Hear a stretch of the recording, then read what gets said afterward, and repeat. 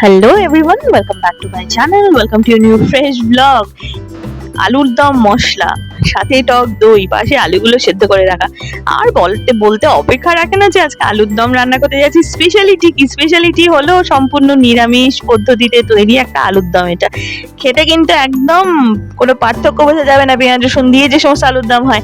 Anyway, মশলাটা দেখলেই পেলে আমি গুলিয়ে নিলাম দইয়ের মধ্যে। আর এখানে ফরচুনের কাচিঘানি মাস্টার্ড অয়েল, এটা স্বাদে গন্ধে বর্ণে কিন্তু অতুলনীয় কোনো মাস্টার্ড অয়েলের থেকে।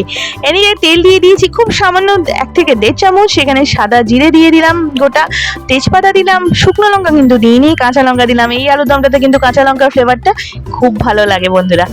এনিওয়ে, সেদ্ধ করা আলুগুলো দিয়ে দিতে হবে। একটু গরম গরম হলে রান্নাটা কিন্তু লো টু মিডিয়াম ফ্লেমে করতে হবে, বিকজ আমি আগেও বলেছি ঝটপট রান্না করতে হবে, কিন্তু নিউট্রিশন ভ্যালুটাকেও কিন্তু মেনটেন করতে হবে।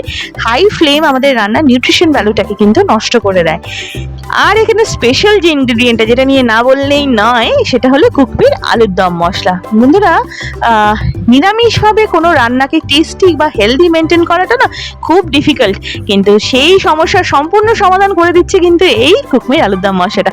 ইনগ্রেডিয়েন্টসগুলো তোমাদের দেখানোর চেষ্টা করছি। এখানে ginger, red chilli, cardamom, bay leaf, মানে সাধারণ যে সমস্ত আমরা ঘরে স্পাইস ব্যবহার করি সেটাই দেওয়া রয়েছে। এবং আমি এটা টক দইয়ের সাথে মিশিয়ে নিয়েছি। তোমরা জলের সাথে পেস্টটা করে নিতে পারো, কোনো অসুবিধা নেই।